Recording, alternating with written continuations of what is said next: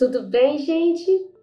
Professora Cláudia Guizio, estou aqui com a aula 4 do curso Família e Diversidade no Recadastramento do Bolsa Família. Vamos lembrar, como eu faço assim, relembrar, na verdade, dos conceitos, né, preliminares que nós estudamos nas aulas anteriores, né, para fazer essa conexão com o que será falado hoje na nossa aula. Então, na primeira aula nós falamos dos conceitos de família, tipos de família, né? Falamos dessa questão, histórica, né? Por que nós, quando pensamos em família, pensamos na heteronormatividade, né? Falamos também da questão, né, das mães, né? Solo, né? Seriam as mais pertencentes ao grupo que precisa, né, desse auxílio governamental. Falamos também da violência de gênero, né, na comunidade LGBTQIA+. Mostrei dados estatísticos para vocês, com base na literatura, com base nos estudos, né, que foram feitos pelos órgãos governamentais e órgãos internacionais também, relacionados a esta temática. Falamos também de identidade de gênero, né, brevemente, obviamente, porque esse é um curso introdutório, né, e com foco, né, na diversidade, né, numa mudança de postura, né, e como que vocês vão adentrar este campo, né, essa realidade dessas pessoas vulneráveis, né, como faremos isso, como deve ser feito. Como que vocês preencherão esse recadastro, né, ou este cadastro dessas novas famílias, com que olhar, né, com essa abordagem mais humanizada, com base, né, nessa sociedade plural que nós vivemos, né, e deixar essas nossas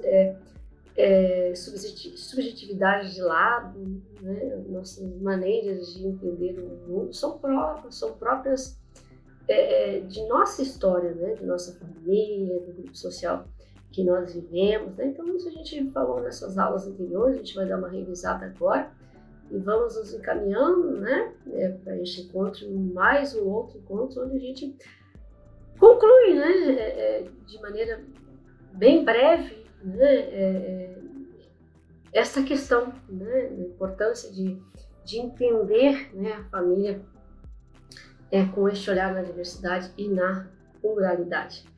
Sempre lembrando que é muito importante que vocês façam as leituras, que assistam aos vídeos. Eu sempre indico esses vídeos que vão trazer uma reflexão muito importante, muito interessante para vocês, tá? Que vai contribuir, né, para que vocês entendam mais esse trabalho aqui, o Bolsa Família, e não só isso, tá? Que vai ajudar vocês muito, né, a mudar, né, a postura de vocês com relação ao existir na sociedade, né? Quem é você? Porque eu entendo, né, me entendo como ser humano, que eu preciso estar constantemente mudando, né? Porque a sociedade muda, né? A sociedade, ela não está estagnada, né? Alguns pensamentos ficaram estagnados lá no passado, né? Isso é muito errado, né? É muito contraditório, muitas vezes baseado na hipocrisia, né? Porque nós temos hoje leis que com o tempo, né, o que nós vivemos hoje no mundo atual, né? Então, o que está no passado, entendemos o passado, né? Entendemos o passado, né? Existe uma história e precisamos entender, né, que essa história contribuiu, né, e ainda contribui para deixar essas pessoas, né, numa área de invisibilidade, né? Então, o que a gente quer agora é trazer essas pessoas, né, para que elas sejam mais visíveis, que elas façam parte desse recadastramento. E ao fazer parte do recadastramento, que elas sejam ouvidas, né, com carinho, com respeito, tá? Que o que elas mais sofrem na sociedade, né, assim, diferentes formas de violência, tá bom, gente? Então, esse índice que eu sempre trago para vocês, o objetivo da aula 4, violência familiar e seus impactos sociais, né, vamos falar um pouquinho de gênero, raça e violência, população LGBTQIA+ e violência, que eu já trouxe alguns dados para vocês nas aulas anteriores, tá? Nós vamos falar sobre isso novamente, porque, né, nós temos esse problema, né? Isso já saiu em vários relatórios internacionais, né, do Brasil, que nós estamos sempre, obviamente, que o Brasil não existe em isolamento, né? Nós fazemos parte do mundo global e nós temos, né, alguns dados, né, que nos mostram que nós estamos indo em sentido contrário, tá? Então, é por isso que a gente precisa refletir sobre isso e refletir também sobre como que a Bolsa Família, né, é importante para essas pessoas em situação de violência e de vulnerabilidade, tá? De tirá-las, né, deste lugarzinho ali que elas estão e de tentar fazer com que elas ascendam socialmente de alguma forma. Tudo bem? Então vamos seguir. Quais os objetivos, professora, hoje da aula, né? Refletir sobre como a violência familiar afeta as famílias brasileiras, apresentar conceitos de gênero e raça, né? Que a gente já falou nas aulas anteriores, né? Que são conceitos ideológicos, são conceitos históricos, são conceitos, né, que fazem parte de uma estrutura social, que surgiram, né, dentro de um determinado período, né, de nossa história. Por que surgiram, né? A gente já falou e vamos falar um pouquinho mais. Analisar os altos índices de violência na população LGBTQIA+, tá? Já falamos e vamos revisar esses conceitos, né? Para que nós não cheguem, né, a essas comunidades, a essas pessoas com este olhar da violência, né? Com esse olhar de vou discriminar, porque eu não reconheço, isso está errado, né? Porque isso só vai causar mais violência e não é o papel, né, deste programa causar mais violência, né, nessas pessoas que já são violentadas no dia a dia. Tá? Então vamos refletir como que a gente pode usar, né, essas políticas assistenciais do governo para contribuir para uma diminuição desses índices de violência. Tá? Isso é muito importante, né? Como que? E aí você vai me perguntar, professora, mas tem dados? Temos dados que nos mostram que nós conseguimos sim, né? Já conseguimos, né? Eu digo conseguimos porque eu me insiro, né, no Brasil que quer mudar, independentemente de governo, no Brasil que está caminhando, né, para ser um país, espero algum dia, menos desigual, né, mais justo, né? Não sabemos quando, não tenho como precisar essa data para vocês, mas eu trabalho em prol disso, né, em prol, né, dessa mudança de paradigmas, né, dessa mudança nossa, de mudar como pessoa, porque a gente fala tanto em mudança, gente, né, em termos sociais, né, e nós não mudamos a nós mesmos, né, que mudança pessoal, o que você mudou, como que você mudou nos últimos 5 anos, que pensamentos que vocês tinham no passado que hoje eles mudaram, porque não estavam atendendo ou uma legislação, ou a própria Constituição, ou o momento atual, né? E por que não divergências em uma sociedade democrática, elas sempre existirão, tá? Eu não preciso concordar com você para dialogar com você, tá? Eu posso questionar o seu ponto de vista e você pode questionar o meu, mas ao questionar o meu ponto de vista, você precisa questionar com dados científicos, com base na literatura, com base na leitura de textos, e não com base no senso comum, naquela conversa que você ouviu na sua comunidade, né? Ou até mesmo hoje, que a gente fala tanto nos grupos, né, de WhatsApp, Telegram, que chega muita coisa a nós que não são filtradas, que são, né, como falamos, fake news, informações falsas. Então vamos ter um pouquinho de cuidado e vamos ter assim um olhar muito cuidadoso com relação a isso, tá? Porque você faz parte desse projeto, se você está sendo aqui capacitado, você fará parte desse projeto e você precisa, né, entrar nessas comunidades com um olhar diferenciado, com um olhar, né, que está lá na sociedade plural, na sociedade que é, né, diferente.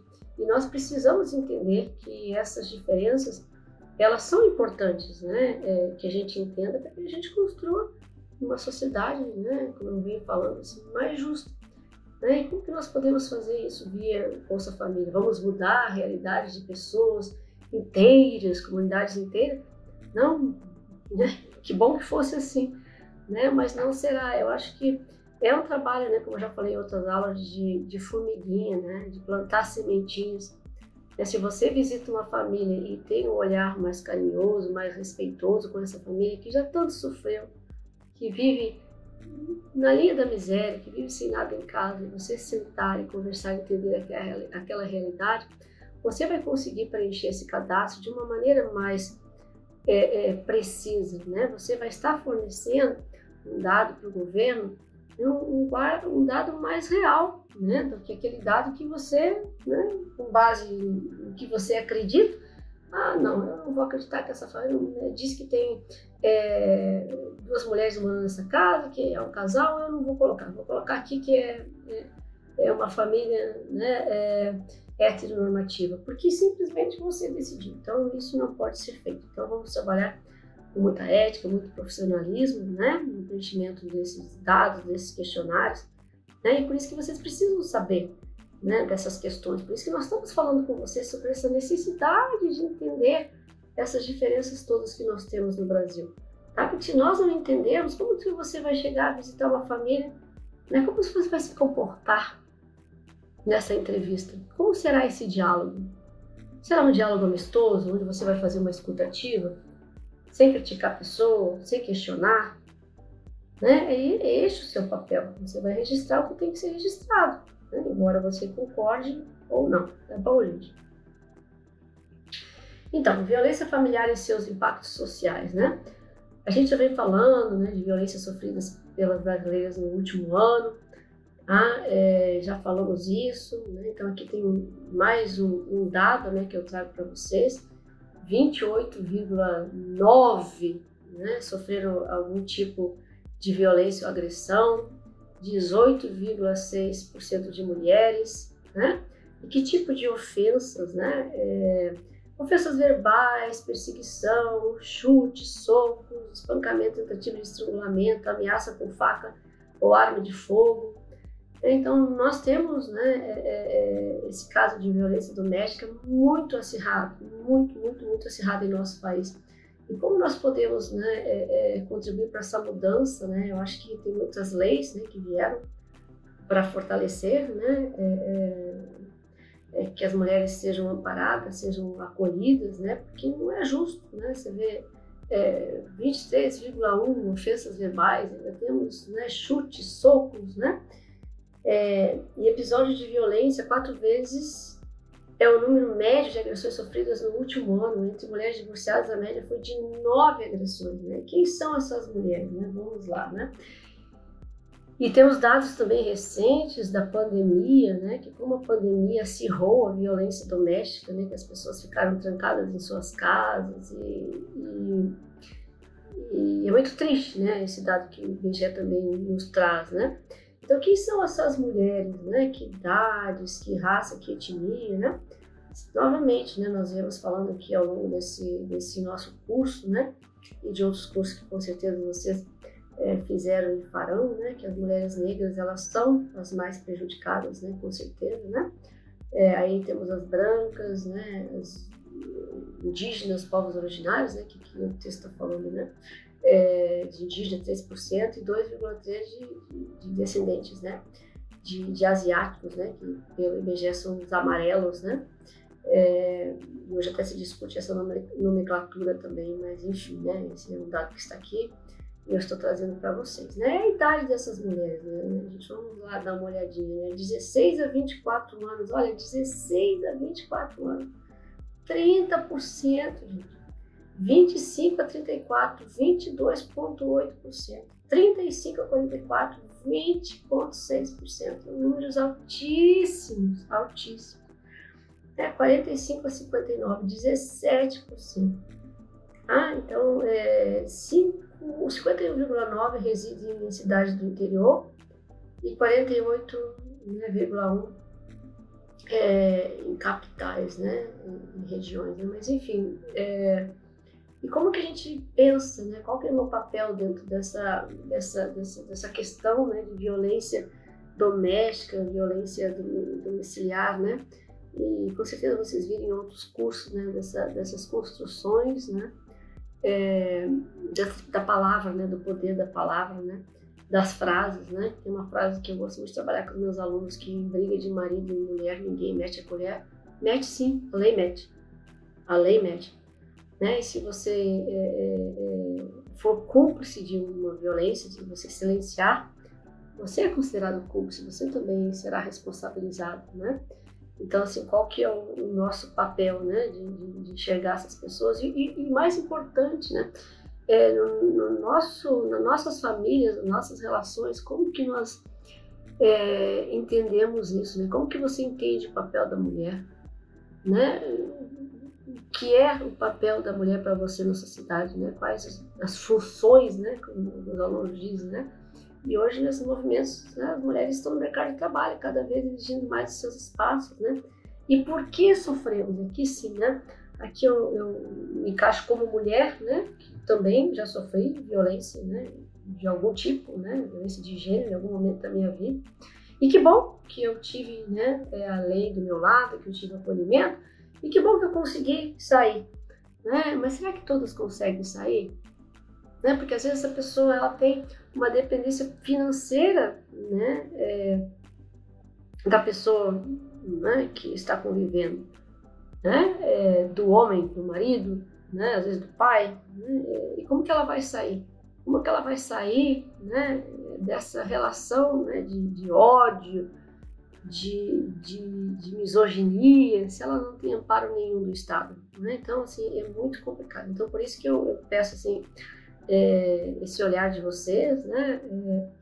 Esse cuidado, né? De olhar para essas mulheres, né? Com mais respeito, né? Respeito à história delas, né? Quem são, o que elas estão passando, né? Criando os filhos muitas vezes sozinhas, porque já mencionei para vocês que a grande maioria das mães no Brasil, né, que são beneficiárias do Bolsa Família, são mães solo, né? Mães que cuidam de seus filhos sozinhas, porque houve um abandono do pai, né? E não recebem nenhuma assistência do governo, né? Muito menos do, né, cônjuge que abandonou, né? Porque sempre foi determinado pela sociedade que a mulher deve cuidar, né? Uma questão familiar, onde nós temos filhos, né? Cada um tem o seu papel dentro dessa família, né? Mas, enfim, né, quais os impactos dessa violência familiar, né? Os impactos sociais, né? Isso é muito forte, né? O estudo inédito do IPEA, né? O que é o IPEA, professora? O Instituto de Pesquisa Econômica Aplicada, analisou os índices de violência da população feminina economicamente ativa no Brasil, tá? Segundo os dados do IPEA, vejam só, são dados bem atuais, de 2022. Existe uma relação entre a questão financeira e as chances de sofrer violência. Vejam só, né? Quanto mais a mulher se emancipar financeiramente, menos chance. Não estou dizendo que não tem, gente, tá? Tem. Mas é menos, isso é um dado, não sou eu que estou dizendo que a mulher, quando ela não consegue sair desse ciclo de violência, ela é aprisionada, porque ela é dependente financeira. Além de muitas vezes ser dependente emocional, obviamente, né? E essa é outra questão que é mais psicológica, né? E conforme esse Instituto de Pesquisa Econômica Aplicada, que é o IPEA, as mulheres economicamente ativas possuem um índice de violência doméstica, né, conforme o IPEA, né, elas possuem muito mais alto, né, de 52,2%. Para fins de comparação, esse índice é de 24,9% entre aquelas que não trabalham, ou seja, quase o dobro, tá? Então, veja só, vamos ver de novo. As mulheres economicamente ativas possuem um índice de violência doméstica de 52,1%. Para fim de comparação, esse índice é de 24,9% daquelas que não trabalham. Então, quase o dobro. Né? Aquelas que não trabalham, elas precisam ficar naqueles contextos violentos com seus filhos. Né? Então, elas acabam numa situação vulnerável, porque não têm acesso ao mercado de trabalho, não têm acesso a políticas assistenciais. E se elas tivessem esse acesso, né, políticas assistenciais, né, de ascender, cursos de capacitação, né, que fazem parte também desses programas governamentais, com certeza elas iriam né? Muitas delas, não estou generalizando aqui dizendo 100% dessas mulheres, né? Mas segundo o que o IPEA, isso contribui, né? Para que a questão financeira ajude, né, a sofrer, né, talvez menos violência, né? Mas obviamente não vou generalizar tudo, porque tem mulheres, né, que a gente sabe estatisticamente falando que são independentes financeiramente e ainda, né, estão nesse emaranhado todo, né, minha gente, de violência, ainda continuam, né? Aí entra uma questão mais psicológica, né? E como abordar essas famílias, né, que vocês vão chegar, mesmo uma família, né, mulher esteja sendo vítima de violência doméstica, violência familiar, e na hora de uma entrevista ela pode compartilhar isso com você. E como você, que sugestão daria, né? Existe, né, o Disque Denúncia, existe a Lei Maria da Penha, né, que muitas mulheres elas ficam com medo de denunciar, né, muito medo porque elas não têm para onde ir, né, elas não têm para onde ir porque elas dependem. Não é tão fácil quanto se imaginar, por que não arruma um emprego, por que não larga do marido, não é assim tão fácil quanto vocês possam imaginar, né? A gente fala que é um emaranhado, né? Ela se prende nessa teia e é muito difícil de sair. Muitas residências, né, que a gente estuda, que a gente acompanha, mas eu acredito que, né, não vai resolver o problema de todas, né? Mas conforme aqui os dados mostram que quanto mais elas ascenderem socialmente, né, melhor será, né, para elas, né, essa questão de sair desse ciclo de violência, né?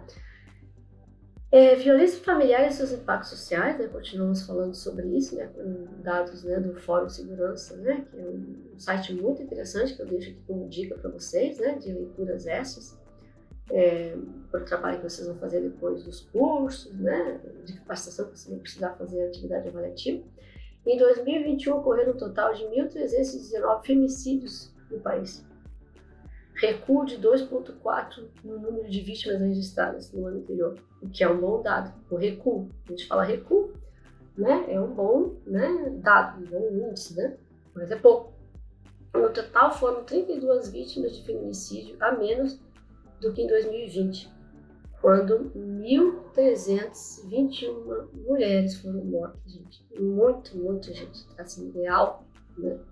E isso que a gente tem, né, é dados, né, e as que não chegaram, né, a ser lançadas como dados, né, nesses órgãos governamentais, porque não chegaram à delegacia ou não chegaram, né, a outro centro de acolhimento, né?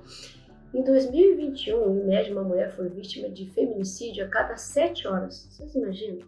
A cada 7 horas. A taxa de mortalidade por feminicídio foi de 1,22, mortes a cada 100 mil mulheres, um recuo de 3 mil, né, pelo menos, de 3% em relação ao ano anterior. Então, nós estamos vendo um recuo, né? E que bom que estamos vendo um recuo. E por que estamos vendo um recuo? Isso é um índice, isso é um dado. Por que estamos, professor? Por vários motivos. Hoje nós estamos... a mídia fala mais, a mídia mostra em novela, a mídia mostra em séries. Isso está sendo discutido nas escolas, nas universidades, em algumas igrejas também, né? Tenho acompanhado, né? E é muito importante, porque eu venho falando isso para vocês que não dá para a gente viver em isolamento, né? O que afeta a minha família pode afetar a sua também. É aquele mesmo problema. Como que você, né, vai contribuir para diminuir isso? Então, assim, eu penso que o primeiro passo é não silenciar perante uma violência.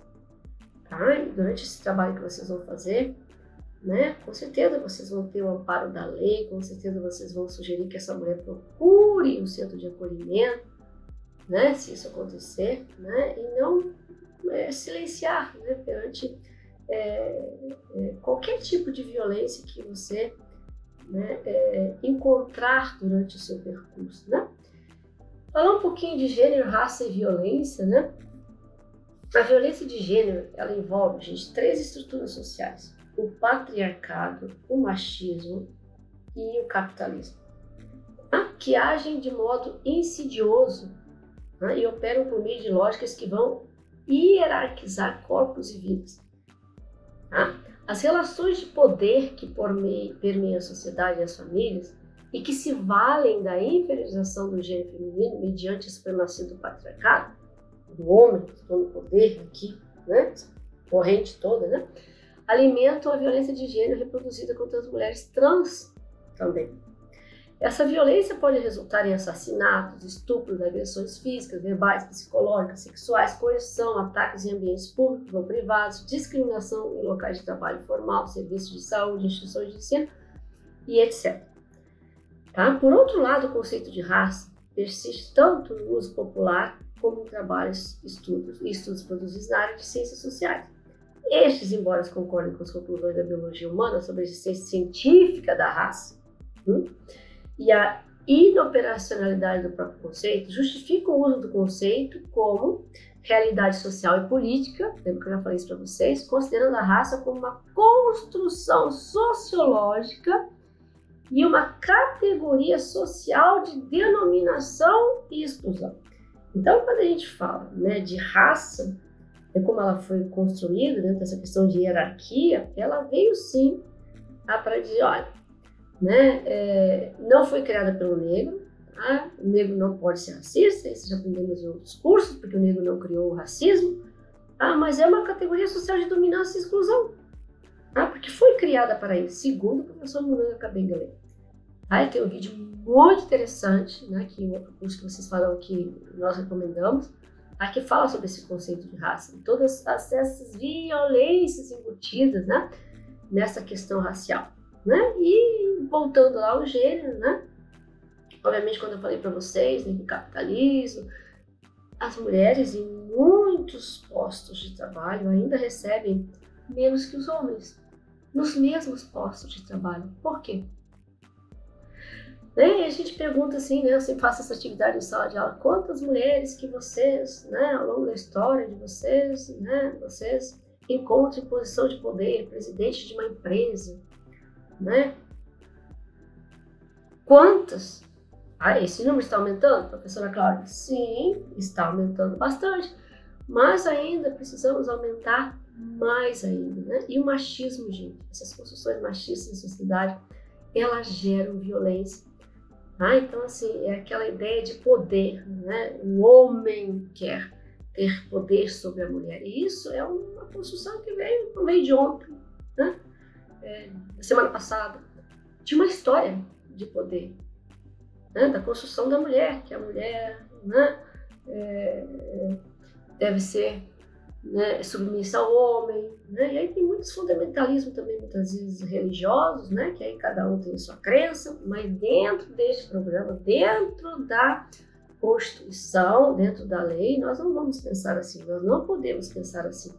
As mulheres, elas devem, nós estamos cada vez mais lutando aqui, eu me coloco, né, como mulher também, né, que é ativista em prol, né, dessa luta toda, né, contra essa violência doméstica, contra o machismo, contra essa própria ideia de patriarcado, né, que existe um poder sobre a mulher, que é o homem, né, dentre todas essas construções, essas históricas que nós tivemos na sociedade, né? Então, é fácil, gente, é fácil mudar, né? E você deve perguntar, não é fácil mudar. Como que nós mudamos, professora Cláudia? Nós mudamos mudando a nossa percepção da sociedade, nós mudamos mudando nós, mudando quem somos, quebrando paradigmas, quebrando construções que são machistas, que são preconceituosas, que podem gerar violência numa sociedade, né? Então, eu acho que isso a gente tem que pensar, né? E como que você está fazendo aí no seu cantinho, aí na sua casa? Você tem talvez um exemplo de uma família, né? Ou você talvez esteja sofrendo violência de gênero, de raça. Quem que está acolhendo você? Entenda que tem lei. Esse país não é um país sem lei. A gente pensa, né, a mídia coloca esse país sem lei. Não, esse país não é. O que acontece é que as pessoas não têm informação sobre isso. E quando tem informação, muitas vezes elas têm medo de denunciar. Né? E esses programas de acolhimento, né, programas governamentais, programas assistenciais, eles ajudam muito as mulheres a saírem dessa situação de violência, tá, gente? A gente falou de patriarcado. O que é patriarcado, professor? Vem da combinação das palavras, né, lá do grego, né, a etimologia da palavra pater, que significa pai, e que significa, origem ou comando. A palavra patriarcado traduz literalmente como a autoridade do homem representada pela figura do pai. Né? Isso está no Ministério dos Direitos Humanos e Cidadania de 2023. Então, por que só a figura do pai? Se nós temos no Brasil hoje quantos lares que são chefiados por mulheres? Por que o patriarcado determina quem é o chefe da família aqui? Né? Se você chegar usando essa frase, quem é o chefe da família? Onde está o homem? Não, eu sou uma mulher, não tenho homem. Então você já chega com um olhar preconceituoso com relação a essa família. O termo foi utilizado por muito tempo para descrever um tipo de família dominada por homens. Atualmente, o termo também é usado para se referir à dominação masculina e ao poder dos homens sobre as mulheres, não apenas no âmbito doméstico, tá, gente? Não é só no âmbito doméstico, a gente fala assim, só no âmbito doméstico, violência. Não. Isso também está em todos os setores da sociedade. Estão em todas as partes, né? Como a gente fala que racismo é estrutural, essa violência aqui, né, de gênero, essas teias do patriarcado, elas estão em todos os setores da sociedade. Muitas vezes no teu ambiente de trabalho, muitas vezes, né, na tua escola, na tua universidade, né? Não sei quais os grupos, né, sociais que você circula, né? Que são muitos, né? E como, né, deixar, né, de falar, né, da população LGBTQIA+, né, e toda essa violência. Nós falamos nas aulas anteriores dessas identidades de gêneros, que são muitas, não falamos de todas, né, só para vocês entenderem que elas existem, elas devem ser respeitadas, tá? Nesse projeto elas devem ser respeitadas, e não só no projeto, né, que vocês as entendam um pouco mais, né? Que entendam com carinho, que não tornem essas pessoas cada vez mais invisíveis, né? E nós tivemos um impacto muito grande, né? Durante a Covid, né? Então temos alguns dados aqui, né? 54% de pessoas LGBTQIA+, afirmam precisar de apoio psicológico, né? E como que afeta, né? Como que a Covid afetou, né? Mais ainda do que já era, né? Saúde mental, terapia hormonal, falta de trabalho, falta de dinheiro, convívio familiar, solidão, tá? Dentre os grupos de LGBTQIA+, né, avaliação da saúde mental maior em identidades femininas e não binárias. Então a gente vê assim que essa violência, né, essa falta de acesso, né, às políticas públicas, né, inclusive de saúde, para você ter esse acolhimento todo, né, que quando você faz parte de um grupo minoritário que é tão estigmatizado e tão violentado, você precisa de um atendimento psicológico. E esses atendimentos, eles existem em muitos municípios. Não estou dizendo que, nossa, né, são maravilhosos, não. Mas eles existem, né? E temos também parcerias públicas e privadas com ONGs que dão assistência a esses grupos minoritários, né? Para que eles tenham esse acolhimento, né? E a faixa etária, né? Desculpa, 1 em cada 2 LGBTs de 15 a 24 anos indicaram a saúde mental como o maior problema de isolamento. Essas pessoas, elas vivem em solidão, né? Vocês imaginam o que é viver assim, não sendo aceito na sociedade? Imagine se você não fosse aceito por onde você circula, ou talvez você não seja. Talvez você faça parte de um grupo minoritário. Como que você se sente? Né? E quão bom é ser acolhido. Então, vocês que vão estar trabalhando nesse programa, é muito importante que vocês cheguem aqui com esta visão, né? E nos grupos etários mais velhos, a indicação foi de 45 a 50 anos, 21%, né? E de 12% 55 anos ou mais, tá? E esses altos índices de violência da população LGBTQIA+, né, são mostrados também, como eu já falei em aulas anteriores, num dossiê do Ministério dos Direitos Humanos e da Cidadania, entre os meses de janeiro e abril, 80 mortes de janeiro e abril deste ano, gente, eu estou falando. Há 80 mortes de pessoas LGBTQIA+, já ocorreram no Brasil. 80, há tão pouco tempo. Até o presente momento, a população de travestis e mulheres trans representou 62,50% do total de mortes. 50, então, mulheres trans, travestis. As travestis, né, lembra que eu falei as, né? Os gays representam 32,50% dos casos, 26 mortes. Homens trans e mulheres trans masculinas, 2,5% dos casos, 2 mortes. E mulheres lésbicas correspondem a 2,5% das mortes, são 2 mortes. Então são muitas em tão pouco tempo. E por que elas foram assassinadas? Que violência é essa? A quem discute a tua identidade de gênero? É sua, é próprio da sua identidade. Você se reconhece assim. Então o outro precisa se respeitar, né? Precisamos respeitar, né? Não é estar dizendo, não, mas eu não concordo. A gente não concordar é uma coisa, nós precisamos operar de acordo com os princípios da Constituição e da lei de nosso país, tá bom? E vamos refletir, né? Como o preconceito contribui para as desigualdades sociais? Como é a sua família? Nós temos diversos tipos de família. As famílias são de diferentes tipos de tamanho.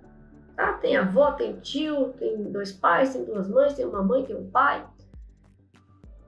E como que nós, né, devemos entender, né, essas construções, né, com base na pluralidade, com base na Constituição, não com base em nossas crenças, né, que foram nos passadas, né, de geração para geração, porque eu não concordo.